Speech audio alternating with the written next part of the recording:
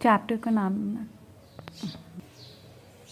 Chapter 9 स्थावर विश्व का ये इम्पॉर्टेंट चैप्टर है। इसके अंदर हमें क्या क्या पढ़ना है, तो इसमें NCIC में लिखा है कि active principle, mode of action, fatal dose, fatal period, sign and symptom, management and postmortem appearance, medicolegal aspect of बसनाव। ये बहुत इंपॉर्टेंट टॉपिक्स हैं, इनको तो कवर करना ही है हर एक ड्रग में। तो हम सबसे पहले बात करते हैं वत्सनाव की।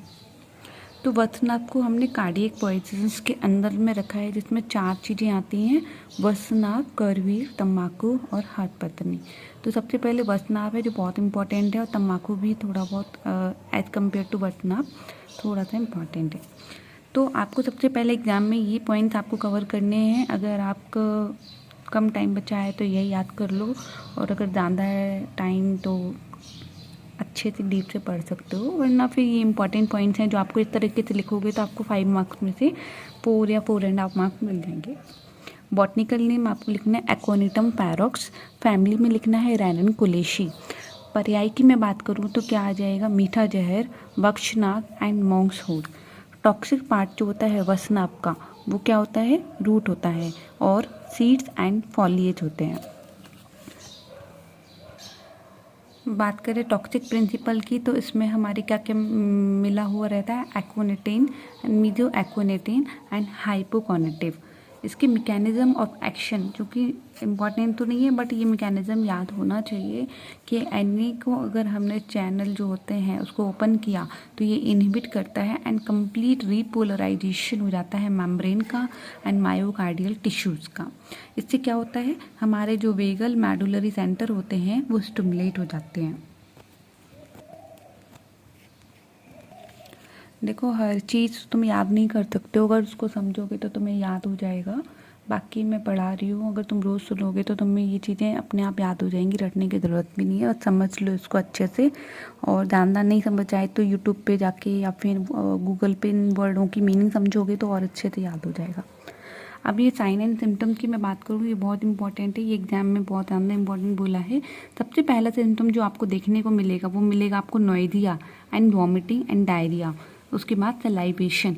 और बाकी ये जो है ये आपको याद करने हैं, जो कि बोला गया है कि इम्पॉर्टेंट है। और इसकी ट्रिक मैंने कुछ इस प्रकार से बनाई है कि हम क्या पढ़ रहे हैं, वत्सनाभ पढ़ रहे हैं। तो वी से आपको याद रखना है वेंट्रिकल एक्टोपिक्स। ये इनमें से ये नाम याद कर लोगे अगर आप, तो ये आप अगर इस अकॉर्डिंग से लिखोगे तो आपको ये याद रहेगा कि कौन सा वर्ड छूट रहा है, कौन सा रह गया है और कौन सा हमने नहीं लिखा है। तो वेंट्रिकल एक्टोपिक्स एंड ना पार्टी को भी इसमें ऐड कर सकते हो। तो V2, ए से आ जाएगा एराथमियास, टी से आ जाएगा tingling and numbness in mouth and lips, S से आ जाता स्वेटिंग, एन से नोइजिया, ए से एंजाइटी एंड बी से आ जाएगा आपका ब्लरिंग, यानी कि ब्लरिंग ऑफ द विजन, हिपोस्मैट्रियास एंड सेंथोपियास। एच से आ जाएगा हाइपोटेंशन, और आपका पाल्पिटेशन, वीकनेस आप ले सकते हो। बाकी आप इस तरीके से आपको याद हो जाएगा ये। फिर हम बात करेंगे इसके ट्रीटमेंट की। तो इसके ट्रीटमेंट में आप नफ्स आदर दे सकते हैं, टंकड़ दे सकते हैं, यानी कि जी एंटीडोट बताए गए हैं अगस्त तंत्र के आयुर्वेद के अनुसार। मॉडर्न के अनुसार आप क्या दे सकते हो, गैस्ट्रिक लावाज, किसके साथ, with activated charcoal. Her drugs में एक ट्रीटमेंट है गैस्ट्रिक लावाज, लेकिन आप उसको किसके साथ देना है ये आपको याद करना है। गैस्ट्रिक लावाज देना है चारकोल के साथ। सिम्टोमेटिक ट्रीटमेंट ये रहा। उसके बाद पोस्टमार्टम अपीयरेंस आपको याद होना चाहिए, एग्जाम में 10 मार्क्स में आएगा ही आएगा ये वाली क्वेश्चन इस चैप्टर से। तो number of findings and organ are congested, ये 2 पॉइंट। प्रयोजन क्या है, इसका मूल है, इसका याद है। बाकी तो इस प्रकार से हमने चैप्टर को कंप्लीट किया। Thank you, bye bye.